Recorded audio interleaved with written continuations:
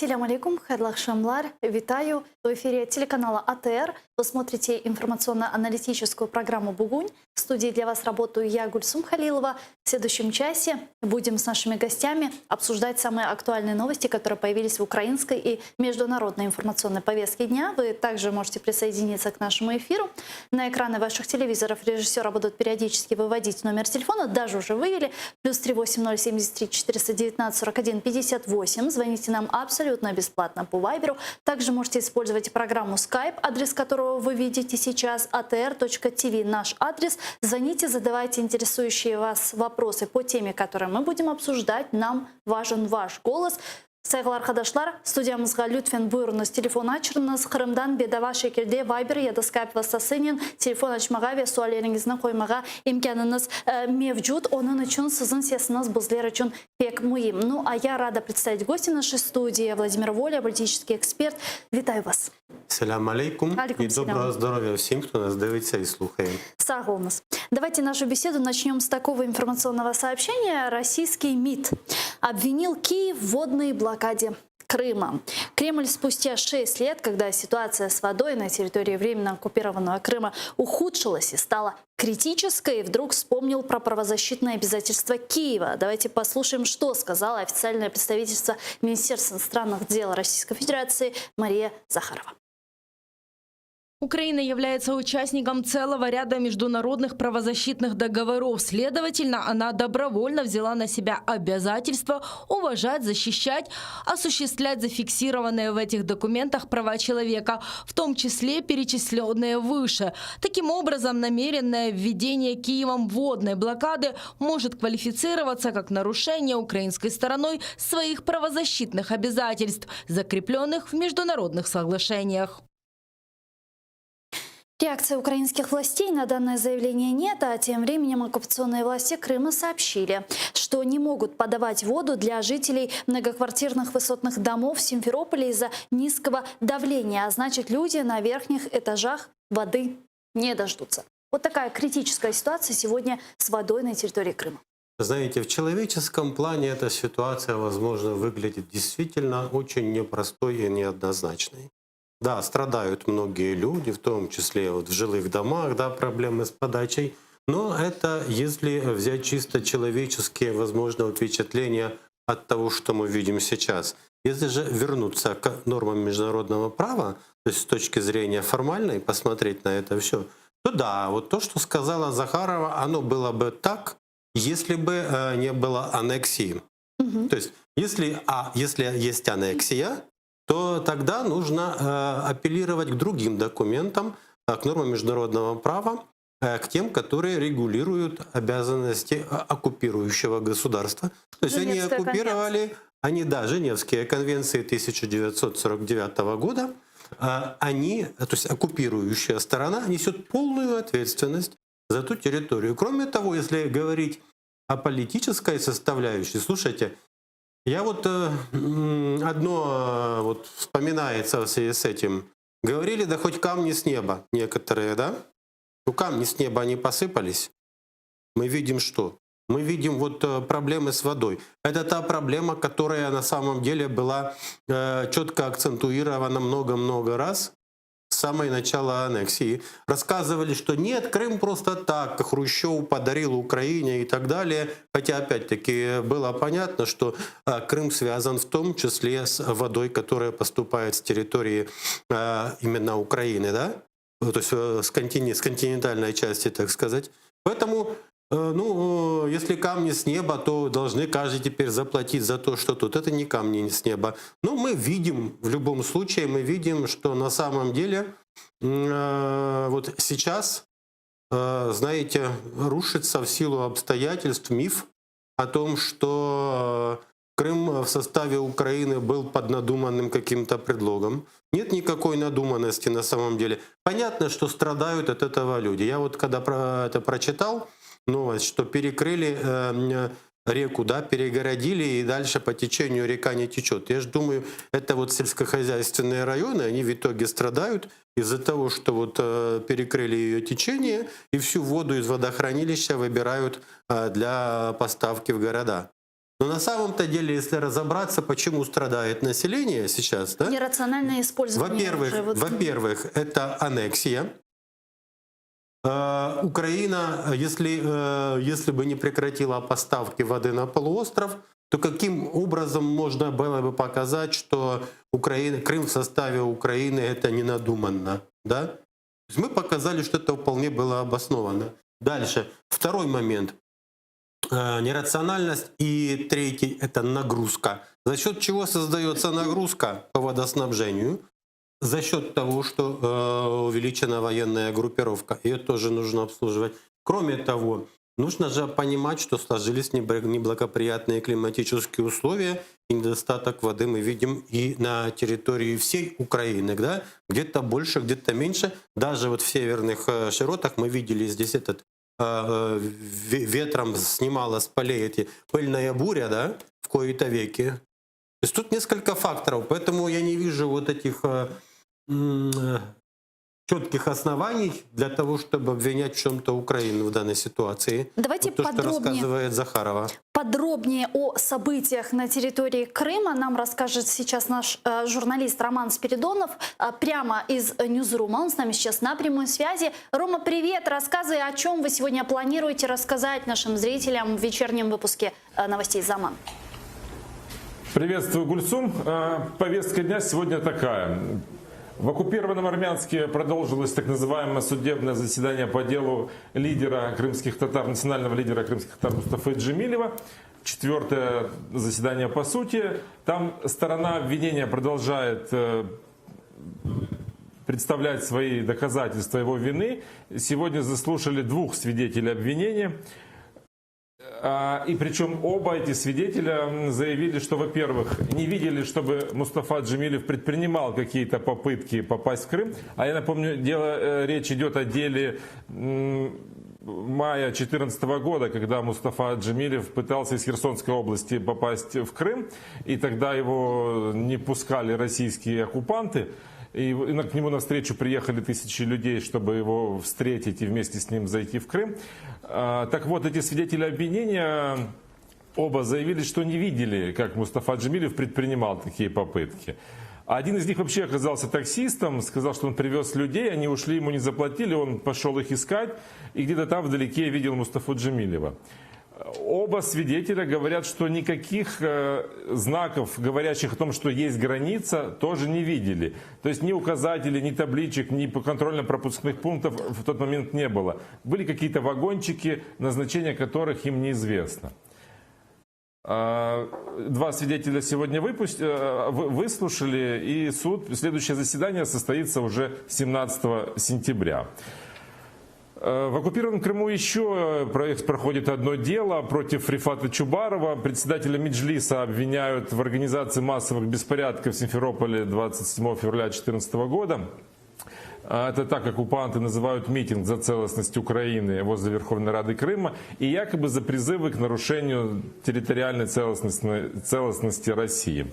При этом оккупанты отказали адвокату Николаю Полозову в праве защищать Рифата Чубарова, предоставили ему адвоката по назначению.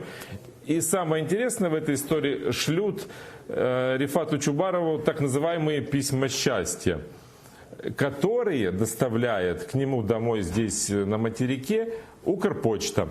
А вот такое письмо из так называемого суда Рифат Чубаров и получил. И мы расскажем, как оккупанты, на какие хитрости идут оккупанты, чтобы доставлять такие письма из оккупированного Крыма на материковую Украину. МИД Украины планирует создать акт Сенцова по аналогии с актом Магнитского, для того, чтобы можно было наложить санкции на тех, кто нарушает права человека, украинских граждан в России, на Донбассе и в оккупированном Крыму. Об этом заявил спецпредставитель МИД Украины по санкционной политике Алексей Макеев. Об этом мы тоже будем говорить. Будем продолжать отслеживать тему с Владимиром Балухом, который до сих пор находится в больнице. Стало сегодня известно, что медики ввели его в медицинскую кому для того, чтобы продолжать лечение. У него серьезная травма головы, черепно-мозговая травма, перелом ключицы, перелом руки. Правоохранителям до сих пор не удалось с ним побеседовать, чтобы выяснить обстоятельства этого дела. Напомню, 8 сентября его нашли избитым и без сознания в гидропарке. Утром после того, как он с побратимами отмечал там встречу, годовщину освобождения 7 сентября 2019 года, когда большая группа наших граждан была вызволена из российских застенок вместе с моряками и политическими заключенными. Расскажем и о реакции нашего МИДа на так называемые выборы губернатора Севастополя, которые сегодня начались в оккупированном Крыму. Они там будут длиться до воскресенья. А в МИДе уже сказали, что обратятся к своим международным партнерам с просьбой усилить санкции. Об этом мы тоже будем сегодня рассказывать. Ну и, конечно же, будем говорить о ситуации с коронавирусом на полуострове. Там, как и на материковой Украине, ситуация тоже сложно, и там тоже идут антирекорды, и зарегистрировано уже 70 случаев. Ну вот такая картина дня на этот момент. Гульсум. Спасибо большое, Рома. До связи в следующих эфирах. Это был наш журналист Роман Спиридонов с самыми свежими новостями из Ньюзрума. Спасибо тебе еще раз. Вот относительно воды. Северокрымский канал перекрыли в 2015 году. Уже прошло почти 6 лет, и оккупанты не сделали ничего для того, чтобы избежать дефицита воды на территории Крыма. Что мы можем с этим сделать? Мы можем обращаться в международные суды с иском в связи с тем, что оккупант Крым фактически довел до гуманитарной катастрофы. Да, есть такая возможность, если это будет, допустим, обращение от имени крымских татар или каких-то вот, то есть представителей самого Крыма, да, будет инициировано, что мы жители Крыма, у нас там родственники остались, у нас там вот такие проблемы, и власть на самом деле ничего не сделала для того, чтобы... То есть для этого нужно приложить убытки, которые понесли из-за этого. Понятно, что в сторону Украины будут кивать, как вот кто там у них сейчас в Крыму, типа главный, уже рассказывает, что Украина такая-сякая нехорошая. Это сегодня в новостях видел. Аксенов, что ли, там возмущался. Но возмущаться, то будут возмущаться, но тут нужно подумать, как это с точки зрения правовой сделать. Если это Может, будет это иск будет от... цинично сказано. Как мы можем вот эту ситуацию сейчас использовать? Использовать никак. Можем только привлечь внимание к этой проблеме. Можем привлечь внимание, потому что фактически эта сторона, которая, да, она оккупировала территорию, рассказывала, она взяла на себя ответственность. За все, абсолютно за все, что происходит на этой территории, в том числе за водоснабжение, за энергоснабжение, они же взяли под военный контроль. То есть понимаете, что такое аннексия? Аннексия это правовой акт, да? А оккупация — это фактическое осуществление аннексии с помощью вооруженных формирований или регулярной армии. Вот они взяли, если они защищают, всех отгоняют от этого полуострова, да, своей армией, самолетами, там, катерами, то они же все на себя взяли, вы понимаете? Поэтому нужно апеллировать к тому, что они взяли полную ответственность сами. Они не выполняют, то есть они не поддерживают нормальное функционирование жизни на полуострове и не несут за это ответственность. Но для этого нужно прилагать иски, убытки. Вот желательно вот какие-то, говорить, что вот вследствие этого есть убытки. Я ж к тому, что это наш мощнейший механизм давления, санкционный механизм давления на Российскую Федерацию. Да, санкции пока что существуют, они некоторую роль выполняют. Но вот вы допускаете, что оккупанты скажут: критическая ситуация сложная, Украина, помоги? Нет. Пока что я не вижу. Может быть, если будет уж слишком плохо, да, когда все засохнет, там вообще все высохнет, тогда да, возможны варианты. Но тогда будет, знаете, вопрос, ситуация на крымском направлении, вообще на юге Украины, она обострится. То есть угроза какого-то нестандартного хода со стороны России, в том числе какого-то военной какой-то акции, может возрасти. Да, для того, чтобы получить доступ. Но опять-таки вторая часть этой проблемы. Мы видим, что, как я уже сказал, есть определенные погодные условия климатические этого года, да? То есть мы видим, что и на юге Украины, вот в этих степях, на континентальной части, тоже проблемы с водой. Даже в северной части проблемы с водой. То есть по осадкам, я так понимаю, этот год он выходит ниже нормы среднегодовой, причем существенно. Поэтому что вторгаться на территорию Украины, если тут с этой стороны тоже каналы мелеют? Понимаете, а что они могут сделать? Установки для опреснения, да. Откуда они там что-то перебрасывают через с Краснодарского края или откуда, да. Но они-то они посчитали, увеличили, сказали, они что это потребление увеличили. Дорого-то дорого. Они увеличили потребление за счет того, что эта войсковая группировка увеличена там, да?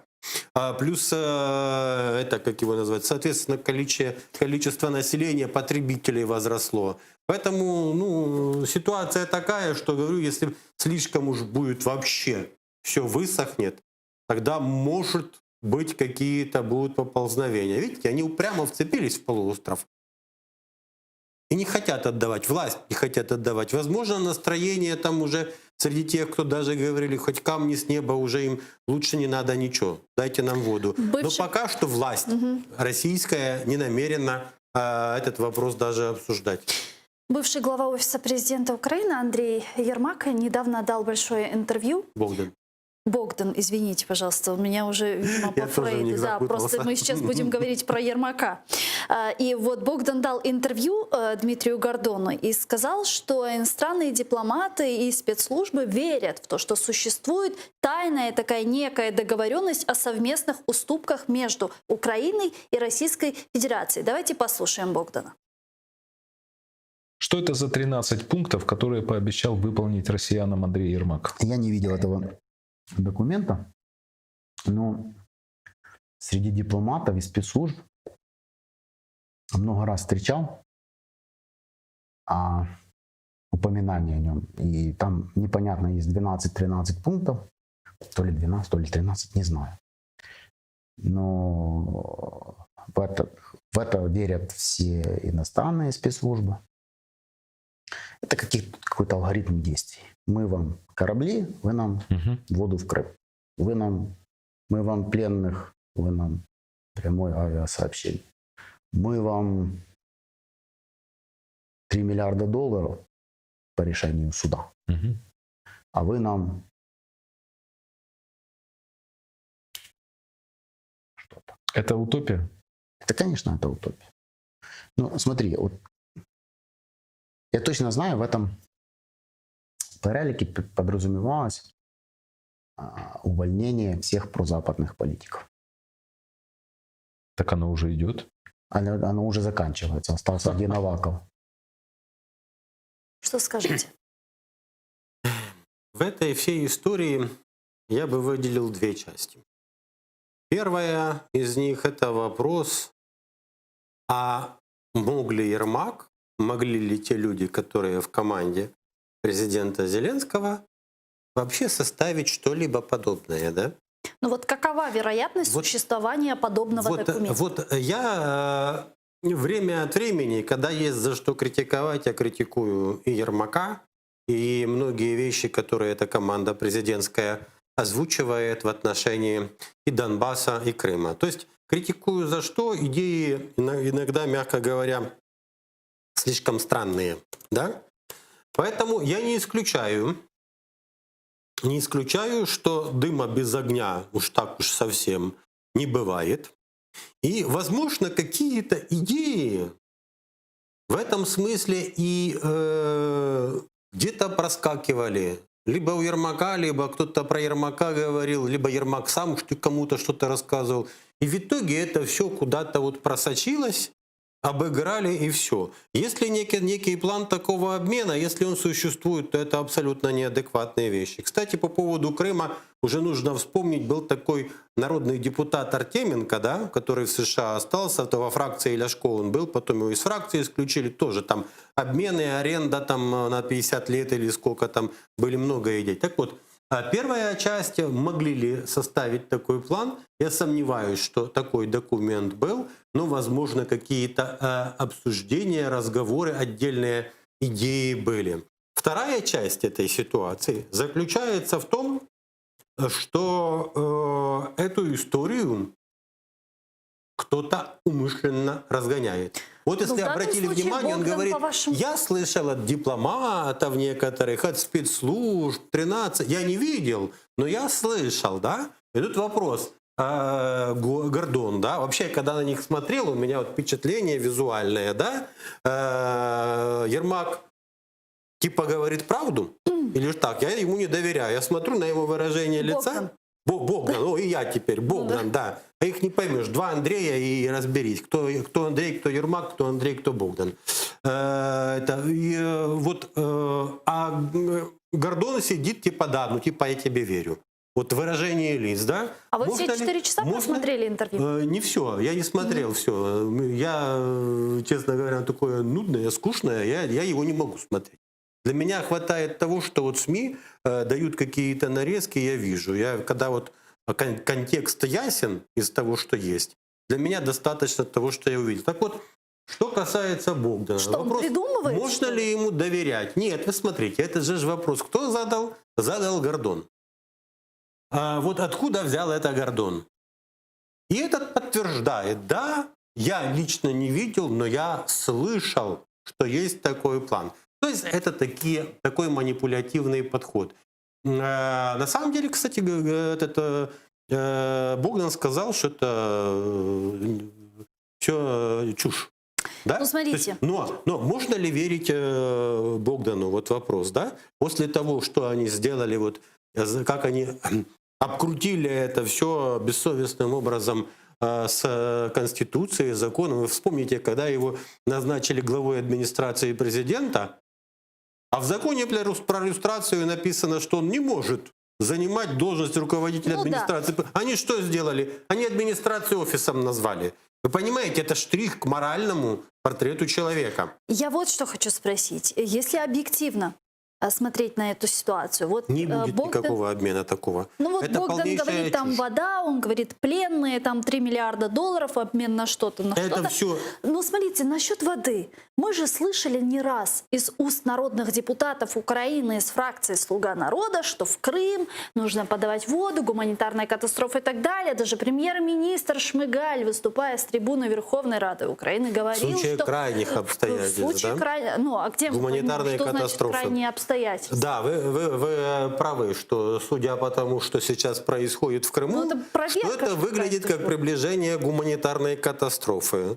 И вот тут вопрос, для того, чтобы подтвердить гуманитарную катастрофу, туда должны отправить ООН, ОБСЕ. Да? Но опять-таки, да, они пытаются на этом уже играть, раскручивают кампанию против Украины, что так и так. Но для того, чтобы, как я сказал, подтвердить факт гуманитарной катастрофы, Россия должна допустить туда наблюдателей. ОБСЕ до сих пор не может попасть на территорию Крыма для того, чтобы мониторить права крымских татар и всех, кого там притесняют оккупационная администрация. Ну, вот эти вот месседжи, которые мы слышали от нардепов, «Слуги народа», Шмыгаля и так далее, они не имеют никакого отношения к возможному вот этому списку? Я думаю, нет. Во-первых, Шмыгаль сказал формально правильную вещь. В случае только крайней, очень крайней необходимости возможны какие-то эти временные. Но я не думаю, что у Шмыгаля и у президента Зеленского хватит смелости пойти на такой шаг без действительно серьезной катастрофы. Вот если гуманитарные международные миссии наблюдатели попадут на территорию полуострова и скажут, что да, там вообще то это будет для украинской власти некоторым сигналом, что, может быть, пустить воду туда на некоторое время. Но вы смотрите, есть еще часть проблемы в этом всем. Гуманитарная катастрофа. Хорошо. А что вы, оккупирующая сторона, делаете для того, чтобы ее не допустить? Вы сократили снабжение водой военных объектов? Да. Или не сократили? Так сокращайте. Сокращайте. Если, с аналогия, так да? Плюс сколько людей они привезли. Если у вас в доме холодно, вы не можете отапливать большое помещение, Что делают люди? Собираются в маленькую комнатку и начинают экономить энергоресурсы. Да? Маленькую комнатку проще согреть. Поэтому точно так же. Вы же взяли ответственность, ну давайте делайте что-нибудь. Маленькая комнатка — это еще не катастрофа. Катастрофа — это когда на улице Вот вы оказаться без говорите, жилья. Так и с водой. Значит, сокращайте объемы, сокращайте снабжение военных объектов Ну, это понятно. и так далее. Вот вы говорите про мониторинговую миссию ООН, да? В случае, если там будет гуманитарная катастрофа. Так у нас что? С правами человека все нормально на территории Крыма? Почему за последние 6 лет в Крым не приехала, к примеру, Верховный комиссар Организации Объединенных Наций Мишель Бачелетти? У нас там каждый день репрессии, людей сажают, наших граждан. Почему этот Проблема в вопрос том, не урегулирован? с чьей стороны, с чьей территории въехать. Конечно Вот, же, с территории Украины. Да, да. А вот Россия говорит, что нет ни с Материковой. какой территории. А если они ведут с территории России, то это получается, Нарушение что, территории Украины, да. Это нарушение, да. То есть это, как бы сказать, игнорирование правила того, что эта территория вообще-то суверенная территория Украины. Но нарушение границ. Де понятно. юре, да, с точки зрения международного права. Поэтому вот эта история, они не допускают, российская власть не допускает туда ни миссию ОБСЕ, ни парламентской ассамблеи Совета Европы, ни ООН для того, чтобы мониторить. Они хотят туда ОБСЕ и неоднократно заявляли, что направить миссию. Но самое вот в этой ситуации важное, то что миссию можно создать, но ее туда никто не пустит. Вот в чем дело. Поэтому, если вот почему сказала еще об этой миссии, если в случае гуманитарная катастрофа, тут если Россия скажет гуманитарная катастрофа, таким нужно будет подтвердить. Кто-то независимый должен будет подтвердить, что действительно существует гуманитарная катастрофа. Тогда им придется либо соглашаться на вот эту мониторинговую миссию, либо разговаривайте дальше про гуманитарную катастрофу. Давайте к следующей теме, к еще одной оккупированной территории, только на этот раз на Донбасс.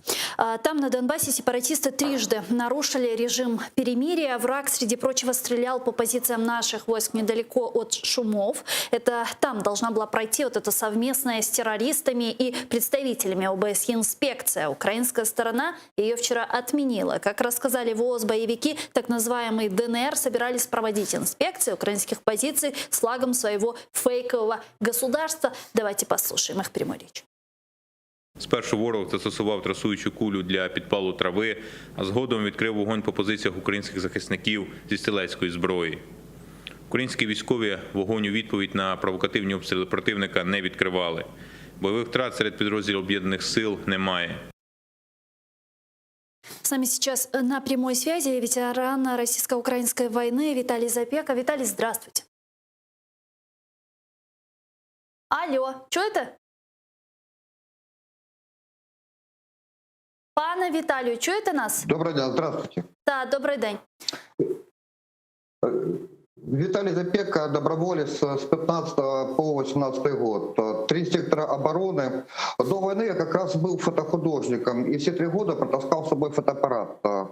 И сделал более 10 тысяч снимков, большая часть которых хранится сейчас в госархиве с пометкой «Сберегати довечно» в нескольких музеях. За все это время я знал, как фотографировать и как нельзя фотографировать. Только 2 фотографии были удалены, потому что по ним можно идентифицировать местность. Потому что это может принести вред мне, моим товарищам, моей стране. И допустить кого-то, кто будет проводить видеосъемку, это практически недопустимо. Вспомните, как вы находили с помощью Беллинкат и прочих экспертов позиции, с которых стрелял БУК по МС-17. Вот именно так это было сделано. Легко, под дерево, по трубе, по одиночным зданиям, все это можно сделать. Но самое страшное это не то, а то, что 6 лет эти подонки намагались, пробовали заставить нас подписать хоть какое-то соглашение, хоть какие-то прямые переговоры с ДНР, с ЛНР. Все 6 лет Украина отбивалась от этого. А теперь, если они придут, допустим, напишут бумажечку, что да, все, мы довольны украинской позицией, все они честные, все они молодцы, у нас появляется первый в нашей истории войны документ, где Украина и ДНР что-то совместно подписали. С этого момента это становится не агрессия России против Украины, а гражданская война.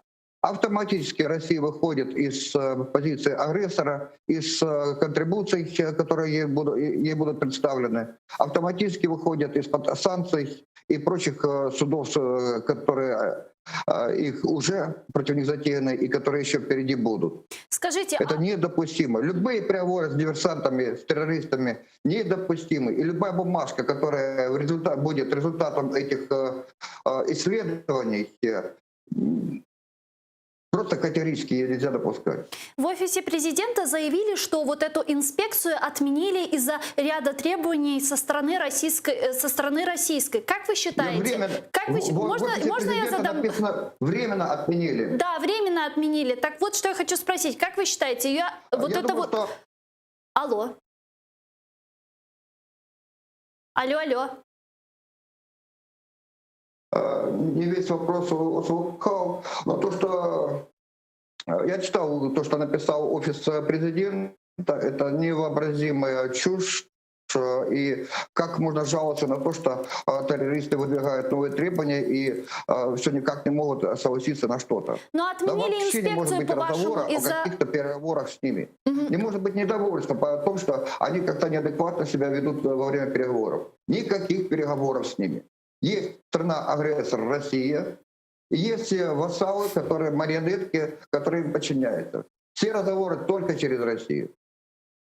Спасибо большое. Виталий Запека, ветеран российско-украинской войны, был с нами на прямой связи. Дуже дякую вам, благодарю. Как вы считаете, вот в офисе президента действительно сослались на ряд требований с российской стороны, которые они выдвинули, и тем самым отменили вот эту инспекцию? Это подлинные причины или же все-таки реакция общества не позволила случиться тому, что должно было произойти? Я думаю, что, скорее всего, причины подлинные. Вот если говорить об инспекциях, нужно вспомнить совместный центр координации и контроля. Там же были представители военные Российской Федерации и украинские, да?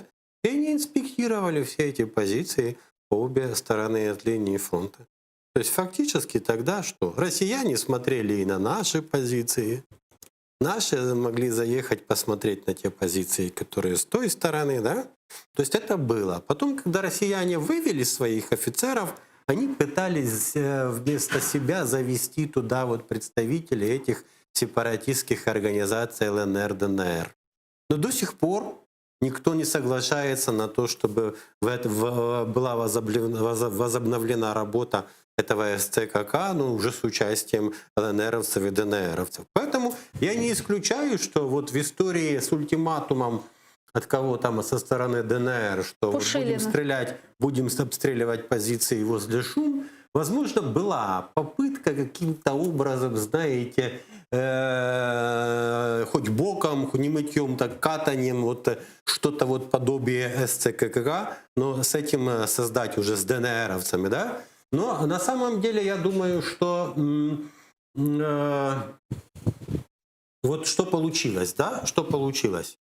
Ультиматум, что Украина ставит под угрозу вот этот мир. Я думаю, что искали предлог для того, чтобы завершить это перемирие. То есть зачем вообще нужно было это прекращение огня, да, почти полное? То есть оно было во многом успешнее многих других бывших до этого. Но 42 смотрите, дня зачем оно вообще, почему оно держалось? Я еще раньше, не помню, в вашем эфире говорил или нет, у меня была такая версия, что вот все эти переговоры в трехсторонней контактной группе, в том числе в нормандском формате, зависли. То есть те говорят, давай особый статус, как написано в пунктах безномерных после пункта 13, то, что они хотят там и народную милицию, и автономию и так далее. А с нашей стороны сказали, ну какой особый статус? Какие выборы, если первые пункты не выполнены, нет прекращения огня? То есть, по-видимому, та сторона, то есть Россия и сепаратисты подконтрольные, пошли на это все, чтобы приблизить момент, ну хорошо, а теперь вот перемирие, давайте особый статус. И потом, когда они увидели, что ничего этого они не получают, начали потихоньку пытаться найти способ, как вот из этого всего выйти, закруглить. Но Но с инспекцией я отчасти согласен по поводу того, что недопустимо вести фото-видеосъемку, потому что умный человек, который может сидеть, да и будет снимать, а там на заднем фоне, что еще, да, он заснимет мельком. То есть это опасно, раз. И я думаю, что на самом деле сепаратисты и Россия выдвинули дополнительные условия для того, чтобы сорвать эту инспекцию. То есть я полагаю так, что с их стороны были вот эти обвинения в адрес Украины, то есть правительственных сил, что ведутся какие-то инженерные работы. Украине скрывать нечего, и решили пойти на довольно беспрецедентный шаг. Хорошо, идите, смотрите. Я думаю, что если бы инспекция состоялась, то эти сепаратисты и Россия, они получили бы опровержение своих обвинений, поэтому они решили сорвать это все и выдвинули эти дополнительные Ну, требования. вот инспекция все-таки временно отменилась, но так или иначе известие о совместном патрулировании резко осудили украинцы. Люди вышли на акции протеста, митинги были и под офисом президента, и даже под резиденцией президента Владимира Зеленского. Давайте подробнее посмотрим в сюжете. Представники України, терористи ДНР, російські військові та спостерігачі ОБСЄ. У такому складі сьогодні мали інспектувати позиції наших військових в районі селища Шуми на Донеччині. Про це домовилися в ході чергової відеоконференції тристоронньої контактної групи. Окупанти закидали, що українські бійці буцімто будують нові укріплення, а це заборонено планом перемир'я. Відтак на місце, мовляв, треба виїхати і росіянам. Передували цьому і погрози окупаційного очільника терористичної ДНР. Денис Пушилін пообіцяв знищити нові українські позиції, які насправді ніхто не будував. Представник України в групі Леонід Кравчук погодився на спільну інспекцію. В ефірі телеканалу «1+1» він пояснив, що йдеться про спостереження зі сторони, а це, каже, не є аж надто критичним компромісом. Буває один компроміс, якого не можна навіть називати компромісом. Це коли йдеться про незалежність, коли йдеться про суверенітет і коли йдеться про недоторканність кордонів. Це червоний, я б сказав, простір, який не можна переступати. Все останнє можна і потрібно домовлятися, але документи не підписувати такі, які можуть зашкодити Україні. Оглянути місцевість було б корисно, зауважили посередники з місії ОБСЄ. А от соцмережі і активна частина суспільства сприйняли це як зраду українських інтересів та обрушили шквал критики на президента. Він панічно боїться відновлення стрілянини на фронті і готовий на приниження, аби тільки не. І росіяни це розуміють і методично патрають нашого артиста. Выполнять преступные приказы нельзя, поэтому человек, который завтра ликвидирует генерал-майора вооруженных сил РФ Руслана Вахитова, а также других российских офицеров, участников инспектирования позиций ВСУ, организованного по приказу президента, заслужил почет и уважение в історії України. Деякі навіть іронізують, які б ще спільні інспекції могли бути в історії. ОРДЛО інспектує позиції ЗСУ, Аль-Каїда інспектує базові табори армії США, Хамас інспектує позиції Цахалу, Чикатило інспектує міліцію, педофіл інспектує дитсадок. Який з цих варіантів неможливий? Тим часом наші бійці регулярно фіксують порушення з боку окупантів. Вони використовують це так зване перемир'я, щоб рити нові окопи та траншеї. Весь час обладнують нові позиції все ближче до наших. Це також не залишиться поза увагою, каже Кравчук. Проте, чи будуть українці інспектувати позиції окупантів, не повідомив. Ми вже заявили про 10 таких порушень, де риються ці окопи. Більше того, ми подали це про наші спостереження відповідно до представників ОБСЄ і чекаємо на них відповіді. Окупанти хочуть піару, а не миру. В Офісі президента заявили, що жодна інспекція неможлива, бо окупанти закидали їх новими вимогами, які суперечать одна одній. Намагаються влаштувати шоу та перекрутити мету такої інспекції, кажуть у президента. Як ми й передбачали, представники незаконних збройних формувань в ОРДЛО не очікували конструктивної позиції України. Віра у власну пропаганду та відірваність від реальності заважає їм адекватно оцінювати події, що відбуваються. Станом на ранок сьогоднішнього дня отримали від них низку вимог, що суперечать одна одній, спотворюють характер домовленостей про режим припинення вогню. Одразу після того, як стало відомо, що спільної з терористами інспекції не відбудеться, бойовики обстріляли з автоматів позиції наших військ в районі селища Шуми. Постраждалих немає. Владислав Стужук, Заман, АТР.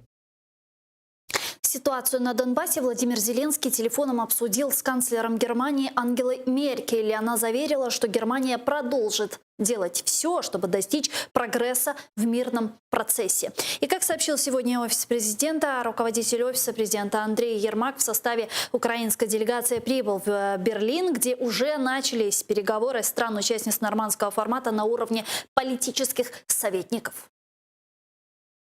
Україна зробила все можливе для виконання домовленостей минулорічного саміту лідерів нормандської четвірки в Парижі. Щодо кожного пункту ми надавали свої компромісні пропозиції. Настав час конкретних дій та конкретних кроків. Настав час провести наступний саміт лідерів країн нормандського формату.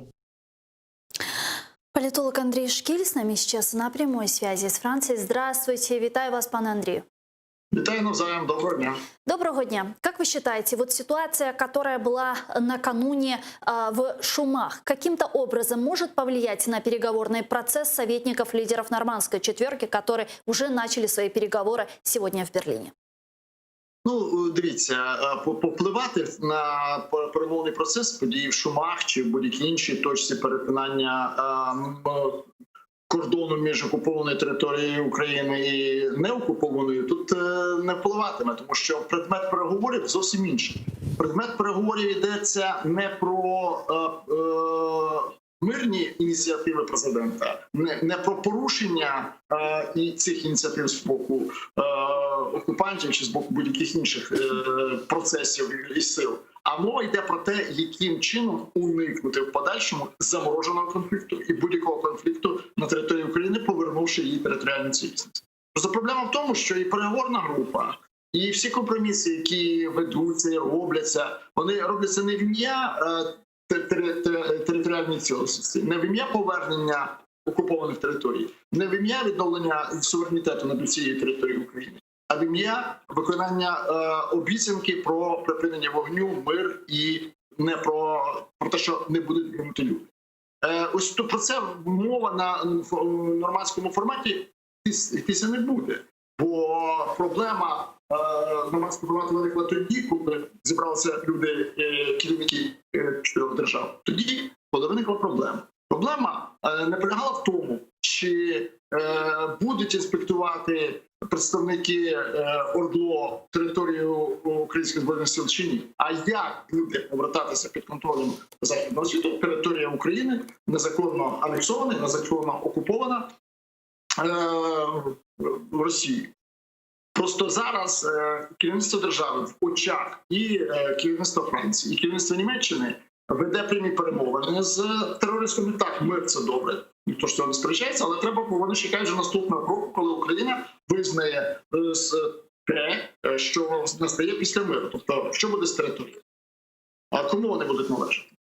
Якщо Україна визнає ці території вже не своїми, ну тоді все, Захід, звичайно, з недоумінням, але прийметься. Тому що до цього часу Захід достатньо іронічно дивиться на те, що відбувається в Україні. Дивіться, дипломатичні іде Росія окупувала територію України, а дипломатичні стосунки з окупантом не порвані.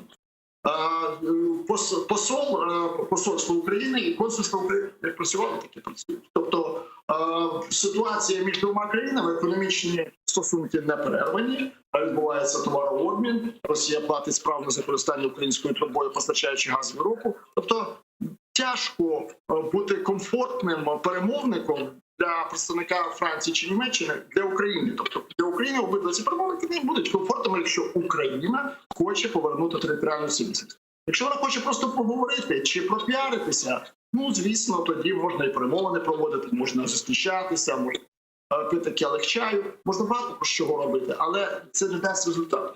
Тому що нормандський формат – це формат, який передбачає в першу чергу інтерес України, забезпечення безпечного повернення українській державі і втрачених територій. Але коли Україна не проявляє ініціативу, трудно.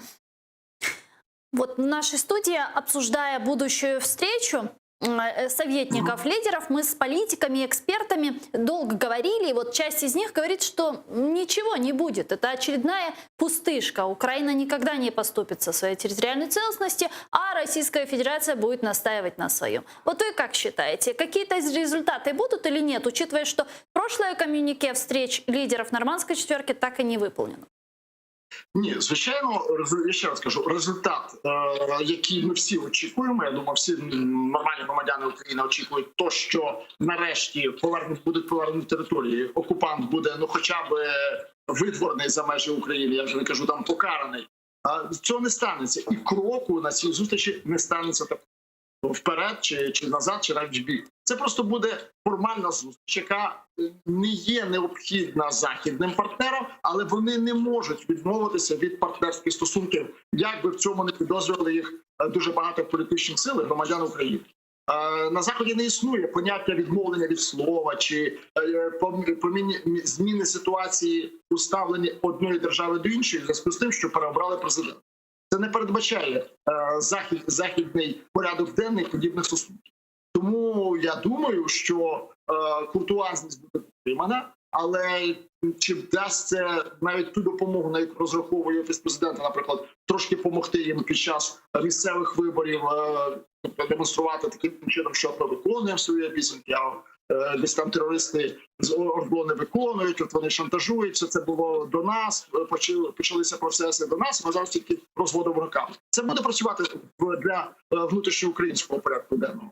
Але на нормандському форматі це не спрацює, звісно. І я не думаю, що найближчим часом відбудеться зустріч 4 президентів, 4 керівників держав нормандського формату. Я думаю, що це обмежиться роботою міністрів закордонних справ, тому що ситуація у Росії є достатньо кислотна у стосунках з Заходом, тобто там немає жодних посувань в бік того, щоб хоча б продемонструвати зацікавленість справою Навального, його отруєнням, якогось діалогу з західним світом з цього приводу, то тим паче ніхто не буде проводити діалог з Заходом щодо України. А ось з Україною Росія діалог буде проводити, тому що тут Захід властиво буде контролювати, тому що Росія захоче відігратися на Україні і Білорусі усі свої провали у внутрішній політиці. Запад устал Тут Захід нам буде потрібен. Запад устал від нас? Ну, знаєте, це розхожа фраза про те, що Україна втомила. Той, хто не працює, не сильно втомлює. Як Україна, що Україна багато такого зробила для Заходу, чи навіть турбуючи Захід, щоб втомити. Захід втомлювався від української революції, правда, тому що його було багато сподівань, потім розчарувань. Тут немає втоми. Заходу немає втоми від України. Заходу є розчарування і невіра. Оці два поняття, вони існують.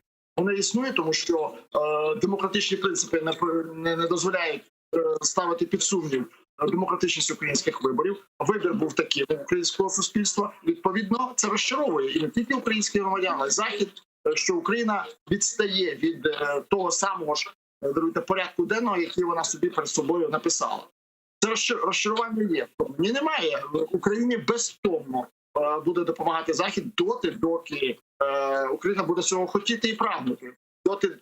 Доки Україна буде себе відчувати частиною західного культурного світу. На превеликий жаль, в Україні зараз це не настільки модне поняття, як культура західного світу. Дуже багато критики, негації, несприйняття і дивлення на Захід очима Росії, російського телебачення, совєтської пропаганди і чогось подібного.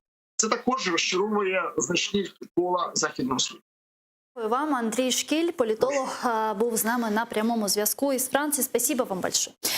Чего вы ждете от встречи советников лидеров Нормандской четверки? Ничего. Никаких изменений, абсолютно. Что, встретились, поговорили, разошлись? Встретились, поговорили, да. Вот я с интересом жду коммюнике, потому что предыдущая анонсированная дата была отменена вроде бы как из-за того, что советник французского президента куда-то отбыл с визитом, да, поэтому отменили.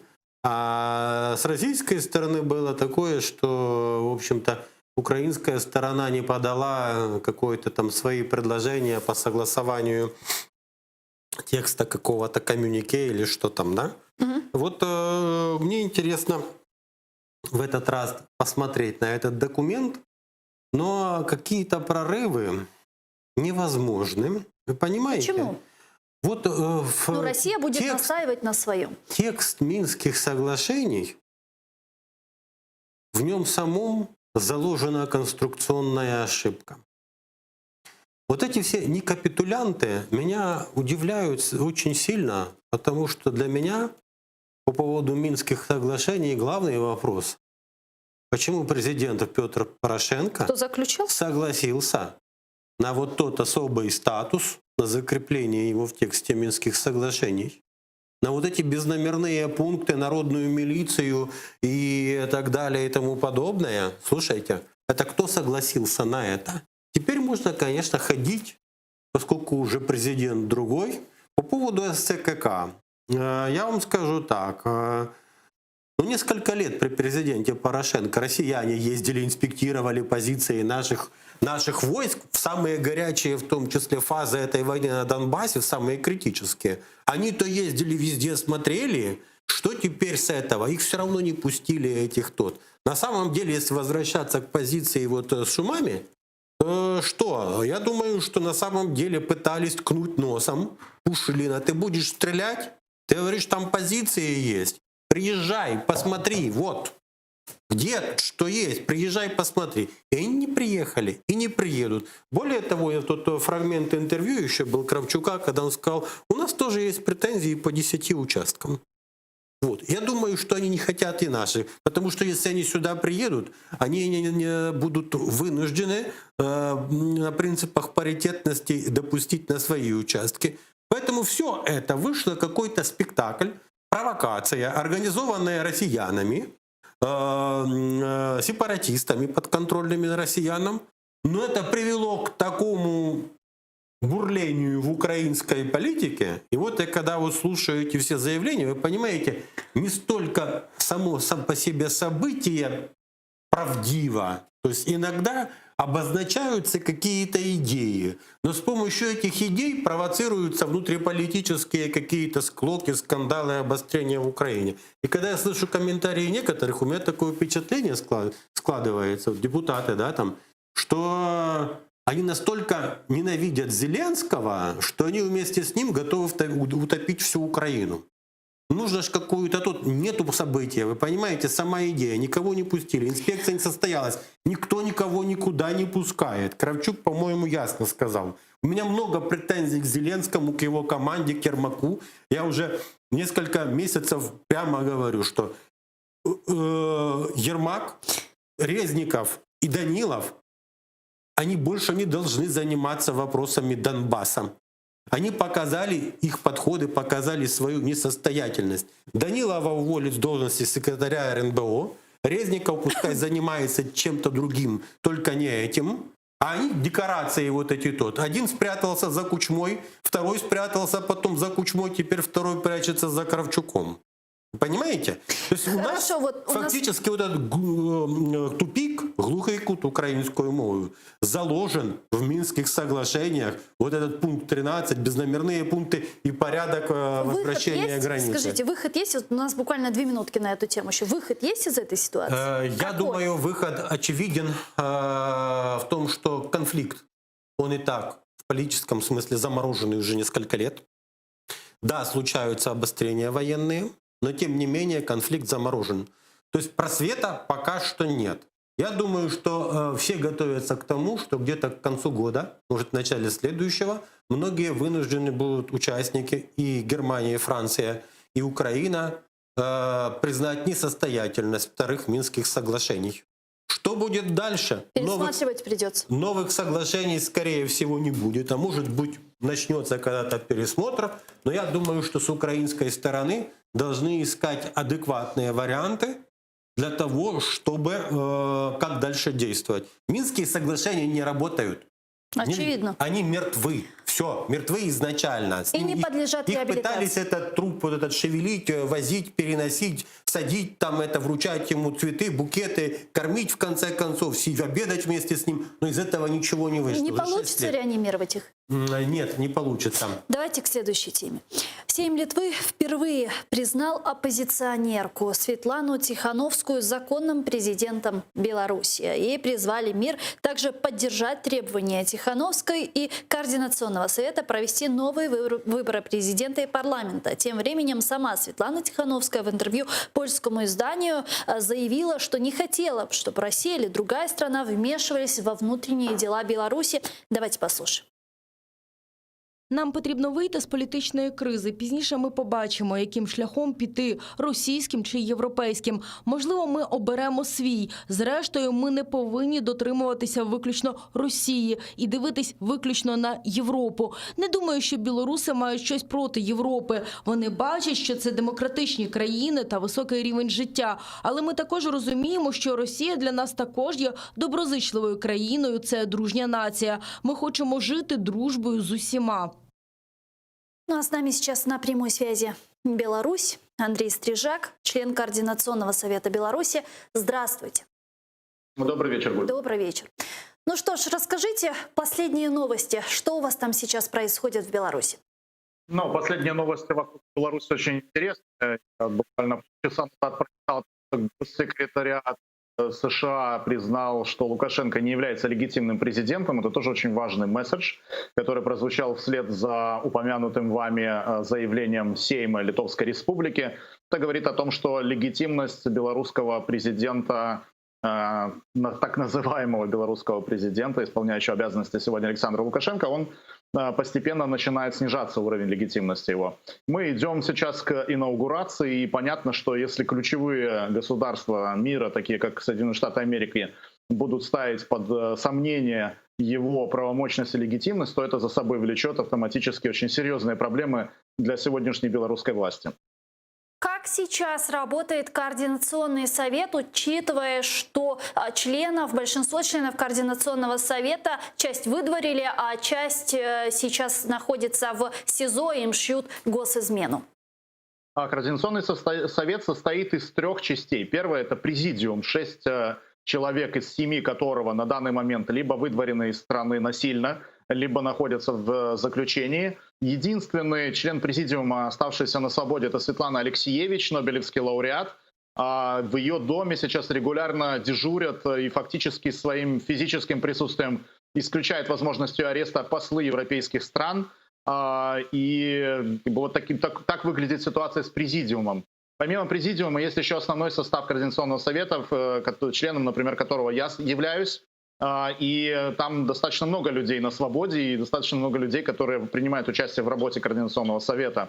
Есть 3-й уровень Координационного совета, это расширенный его состав. На данный момент в заявку на вступление в него подали уже более 10 тысяч человек. Это такое большое широкое народное движение, которое невозможно всех пересадить, понимаете. Поэтому та статья, которая нам сейчас угрожает, и в том числе и мне, официальная власть Беларуси, статья 361 Уголовного кодекса Республики Беларусь, попытка захвата власти, она абсурдна сама по себе, потому что сейчас источником власти является не только и не столько Александр Лукашенко и его органы, сколько белорусский народ и избранная этим народом Светлана Тихановская и учрежденный ей Координационный совет.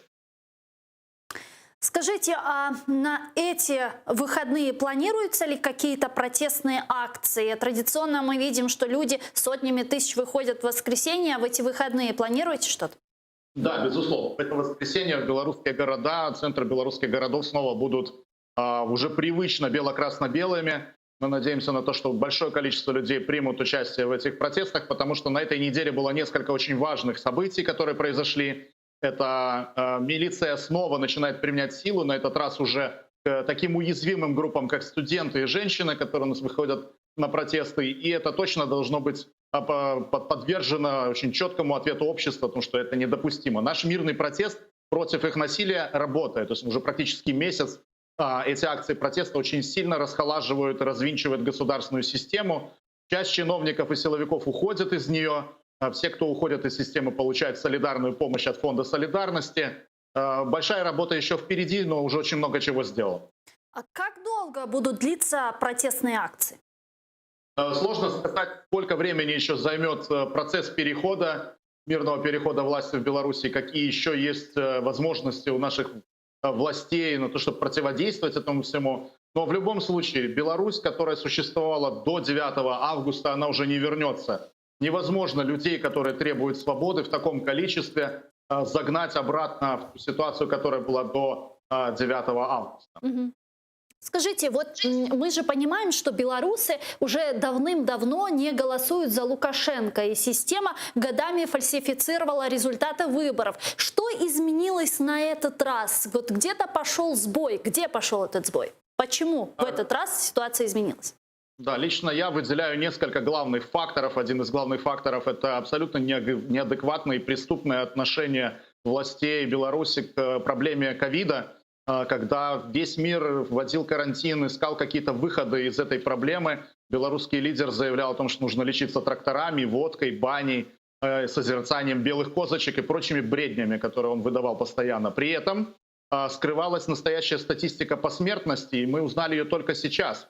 Причем этот Белстат показал не гражданам ее, а ООН. И оказалось, что за время пика заболеваемости количество умерших по отношению к предыдущему году выросло более чем на 5500. Фактически это те люди, которые умерли от ковида. Ковид затронул практически каждую семью Беларуси, в том числе и меня, например. Но я для статистики не существовал, потому что нас не учитывали. И, собственно говоря, это стало одним из очень важных факторов, которые показали, что власть должна смениться. Другим фактором важным стала ситуация, что появился очень четкий электорат перемен. И это чувствовали не только власти, но и люди, которые в этом году впервые включились в политическую активность. Например, такие кандидаты, как Виктор Бабарико, еще там 4 или 5 лет даже немыслимо было бы представить, что они бы пошли против действующего президента. То есть это сочетание факторов. Народ созрел, если уж так сказать, совсем по-простому. Сегодня белорусы мы видим, что на протестные акции выходят с бело-красно-белыми флагами. У вас это коротко называется БЧБ и символизирует свободу. Скажите, что сегодня для белорусов свобода? Для белорусов свобода — это возможность выбирать на свободных, справедливых, демократических выборах, которых у нас не было с 1994 года. Мы очень сильно завидовали всегда соседям, потому что у вас меняются президенты, а у нас вот один на 26 лет. Я всегда привожу такой пример, что представьте себе, что у вас тот самый телефон, который был 26 лет назад, и он не сменился. Президент — это инструмент, который нужен для того, чтобы достигать определенных целей. Он должен меняться. Второй фактор — это мы должны быть свободны от насилия и произвола властей. То, что произошло 9-11 августа в самом центре Европы, это насилие, избиение, изнасилование задержанных, разрывы светошумовых гранат, выстрелы из резиновых пуль — это никогда не должно повториться. И мы требуем освобождения всех политических заключенных и снятия всех обвинений, которые основаны на политических причинах. И вот это 3 таких основных столба нашей свободы, которые мы все вместе добиваемся. Смотрите, если оценить силы и возможности, мы видим каждый день, что на стороне временно исполняющего обязанности президента Александра Лукашенко вся мощь силового ресурса. Более того, мы вот увидели недавно, как в Беларусь высадился российский пропагандистский десант. Соответственно, мы видим, что российская пропагандистская машина тоже на стороне Александра Лукашенко. А что есть у его оппонентов? Да, безусловно, российские пропагандисты работают на Александра Лукашенко, однако порой бывает так, что с такими союзниками и противников не надо. Те месседжи, которые они транслируют, которые они используют, они очень часто идут в холостую и попадают мимо того, что в Беларуси сейчас происходит. То есть они пытаются натянуть свои лекала, которые они использовали в свое время в Украине и в России, на белорусские реалии. Они далеко не всегда понимают эти реалии.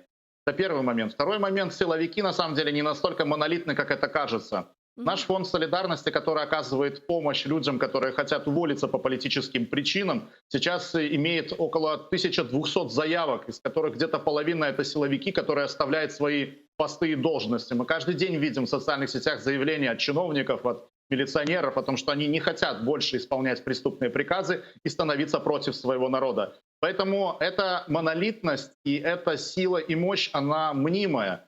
Нужно учитывать то, что у каждого из чиновников, у каждого из милиционеров тоже есть родственники. Учитывая, сколько человек пострадало во время 9-11 августа, это очень многие семьи, ну, если не родной сын или брат, то дальний родственник попал под эту раздачу. Потому что милиционеры тогда били абсолютно всех и применяли насилие абсолютно ко всем, вне зависимости от того, человек вышел собаку выгулять или вышел под бело-красно-белым флагом. И многие чиновники из тех, кто мирился с ситуацией, многие силовики из тех, кто просто мирился, что Лукашенко — это такое зло, ну, которое надо терпеть, перестали терпеть. И этот вот раздел произошел. Плюс нужно учитывать то, что чиновники среднего звена, которые не настолько замазаны в коррупционных схемах, как верхушка, и не настолько нищие, как самый низ исполнительной системы Лукашенко, вполне себе готовы делать переход. Им осталось только посмотреть, как это все будет происходить, и принять это решение. И я знаю, что многие из тех, кто сейчас еще находится в строю Александра Лукашенко, это решение уже приняли. В своем интервью российским пропагандистским СМИ Александр Лукашенко говорил о том, что, возможно, уже пришло время заниматься партийным строительством. Он начал говорить про конституционную реформу, про досрочные выборы. Вот вам не кажется, что это какая-то его попытка урегулировать вот этот политический кризис, или что это? Есть очень важный аспект. Александр Лукашенко может мечтать о чем угодно, о каком угодно пересаживании своего тела из одного кресла в другое, из премьерского в парламентское или президентского, или еще какого угодно. Но здесь вторым актором являются те люди, которые выходят с протестом. И они не примут Александра Лукашенко ни в какой форме в будущей новой Беларуси. То есть могут быть в ней те люди, которые сейчас его окружают, в зависимости от того, насколько они совершили преступление или не совершили. Но сам Александр Лукашенко — это та персона, которая должна навсегда уйти с политического поля страны. Поэтому любые попытки сейчас его сделать какую-то мнимую декоративную реформу, либо попытаться каким-то образом сгладить то, что произошло 9-11, как он сказал российской пропагандистке Симонян, о том, что давайте перевернем эту страницу. Нет, Александр Григорьевич, такие страницы не переворачиваются, потому что они пропитаны кровью, а за кровь нужно отвечать. До сих пор не возбуждено ни одного уголовного дела против силовиков, которые творили насилие и беспредел в отношении мирных манифестантов. Более того, многие из тех, кто пострадали от действий силовиков, против них сейчас возбуждаются уголовные дела. То есть пока такая ситуация, пока такой подход, ни о никаких переговорах, ни о каком мирном разрешении конфликта, учитывая то, что власть продолжает действовать немирными методами, идти не может. Поэтому наши основные требования, единственное основное требование, вокруг которого сейчас фактически сплотилась вся Беларусь, это отставка нелегитимного президента, который покрывает насилие, садит людей в тюрьму за их убеждения и ворует наши голоса. Насколько Лукашенко зависим сейчас от Путина, и какова будет роль Путина в политическом кризисе в Беларуси? Ваше мнение? По большому счету Александр Лукашенко сейчас слушает единственного человека на планете, это Владимира Путина. И здесь очень интересный аспект, очень важный момент. Беларусь в сентябре потратила $1 400 миллионов долларов на стабилизацию курса и выведение ситуации из кризисной. Белорусские предприятия теряют свои экспортные контракты по той причине, что рабочие сначала объявили активную забастовку, сейчас перешли к итальянской забастовке. Огромное количество чиновников просто саботируют на местах, потому что не хочет больше исполнять эти преступные приказы. И россияне тоже люди прагматичные во многом, и они могут посмотреть, сколько денег будет обходиться содержание такого режима, который фактически сейчас скатывается к военной диктатуре, если вы следите за тем, что происходит в Беларуси. Невозможно бесконечно сидеть на штыках. У нас осталось $8 миллиардов золотовалютных резервов. Если такими темпами, как сейчас, они будут выжигаться, то вполне возможно, что к Новому году Беларусь окажется банкротом. И я не уверен, что россияне будут готовы вбрасывать каждый месяц такое огромное количество денег в экономику соседней страны с целью удержать там позиции. Я прогнозирую, что, скорее всего, россияне примут статус-кво. То есть ситуация изменилась, и надо играть по новым правилам на новом поле, в котором они тоже себя достаточно спокойно могут чувствовать, потому что Беларусь фактически никуда не уходит от них. Все равно мы остаемся на этом месте. То есть невозможно взять целую страну и переехать в другое место. Мы мост между Востоком и Западом, и хотим мы этого или не хотим, мы все равно должны будем сотрудничать как и с Евросоюзом, так и с Российской Федерацией. И последнее, что я вас хотела спросить. Мы видим, что сегодня Александр Лукашенко обезглавливает массовые протесты. Вы не боитесь быть выдворенным либо посаженным? Лично я сейчас нахожусь в Литве. И я с 5 июля выехал из страны, зная, что будут происходить такие процессы. Что я могу быть интернирован, посажен, против меня может быть возбуждено уголовное дело. Но на самом деле самое главное это не в этом. Самое главное в том, что попытки обезглавить протест — это попытки работать с ситуацией методами 20 века. Мы живем в 21 веке. Сегодня каждый белорус видит лидера в собственном зеркале. Каждый белорус принимает решение о том, чтобы выходить и протестовать без какого-либо руководства. То есть даже если он полностью пересадит весь Координационный совет, он ничего не сможет сделать с теми сотнями тысяч людей, которые выходят на улицу, потому что они выходят не потому, что им так приказали кто-то там извне, какой-то умный лидер, а потому что им так приказала их собственная совесть. Их больше, они не хотят жить в той ситуации, в которой они жили до 9 числа, тем более не хотят жить в той Беларуси, которая сейчас есть, которая выглядит как концлагерь. И эта ситуация только ухудшается. Спасибо большое. Андрей Стрижак, член Координационного совета Беларуси, был с нами на прямой связи. Спасибо, благодарю. Как вы считаете, вот один короткий вопрос. Чем это все закончится в Беларуси? В понедельник Лукашенко должен встретиться с Путиным. О чем они договорятся? 14 числа. Вот по поводу золотовалютных резервов, то на Минжибау читал, за месяц 15% Беларусь потеряла. То есть это коррелируется с теми цифрами, которые только что мы услышали. То есть да, на самом деле у Лукашенко не так много времени для того, чтобы вывести страну из политического кризиса или помочь стране выйти из кризиса своей отставкой или каким-то вариантом своего ухода от власти, пускай, допустим, через полгода. А то, что он рисует прожекты, что изменения в Конституцию и будут выборы в 2022 году, у него такого времени нету. Я думаю, в России прекрасно это понимают. И для меня вот большая интрига, надавит ли Путин на Лукашенко, чтобы вот этот переходный период сократить. То есть, простите, изменения в Конституцию с целью изменения системы власти, допустим, конец октября, ноябрь провести референдум, и через 2-3 месяца президентские, возможные парламентские выборы по новой Конституции. Тогда это как вариант. Но я согласен с тем, что Лукашенко уже для многих белорусов будет неприемлем, и ему там нечего рассчитывать. Я думаю, что сейчас речь идет, Лукашенко не хочется бросать власть, но я думаю, что россияне на него будут давить. Если не будут давить, то тогда часть ответственности за все на России. Вот, кстати, сегодня то, что уже упоминали, Стивен Биген, замгоссекретаря, сказал, что США надеются, что Россия призовет Лукашенко уступить народу. Я думаю, что если не призовет, если она будет поддерживать Лукашенко репрессии, ну это не столь важно. Это будет распродажа, то есть скупка российским капиталом белорусских предприятий. Но если Россия будет дальше поддерживать вот то, что называется превращением в полицейскую военную диктатуру, да, то тогда нужно поднимать вопрос, что санкции за кризис в Беларуси должны какие-то быть введены против России. Пускай чисто символические, политические, но ответственность России мы видим. Российские пропагандисты поддерживают Лукашенко в информационном пространстве, каналы, и судя по характеру деятельности российских силовиков после первой недели, мы видим почерк российских силовиков. То есть они как минимум там консультируют сейчас белорусских силовиков, ими командуют, и я не исключаю, что даже какая-то группа, это спорный пока что вопрос, но есть предположение, что люди, эти зеленые человечки, возможно, частично завезены из России. Это тот резерв, о котором говорил Путин?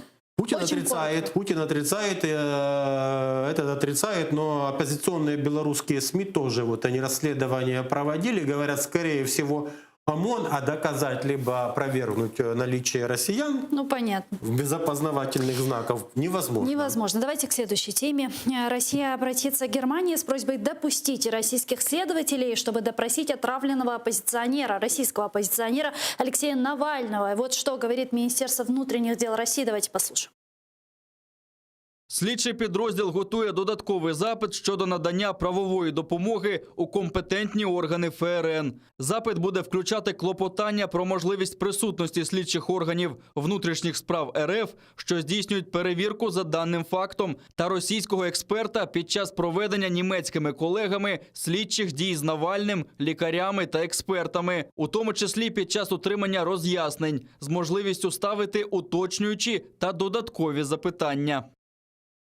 Константин Батоцький, політичний оглядач, директор Агенції розвитку Приазов'я, з нами зараз на прямому зв'язку. Вітаю вас. Добрый вечер. Добрый вечер. Вот у нас буквально 3 минутки. Что я хочу вас спросить? Как вы думаете, вот эта ситуация вокруг отравления российского оппозиционера Алексея Навального, чем закончится? Закончится ли это санкциями в отношении России со стороны Запада? Знаете, я как европейский человек хотел бы пожелать Алексею Навальному, конечно, скорейшего выздоровления. И для меня в этой связи очень важна позиция моей страны, позиция Украины. Мне бы очень хотелось, чтобы когда все европейские страны, наши союзники, сделали заявление о недопустимости таких инцидентов и предупредили российское руководство о последствиях, мне очень обидно, что Украина не присоединилась к этому хору голосов наших союзников. Все-таки это надо было сделать. Что касается санкций в отношении России, безусловно, они, скорее всего, последуют.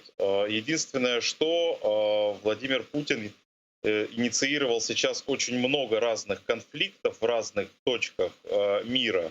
В Белоруссии, на Донбассе снова происходят странные события и отравление Навального. И сделано это как раз для того, чтобы максимально разбить внимание Запада и не дать ему сосредоточиться на каком-то одном направлении борьбы против России. И, возможно, санкции, которые будут введены, не покажутся нам такими какими-то радикальными или сильно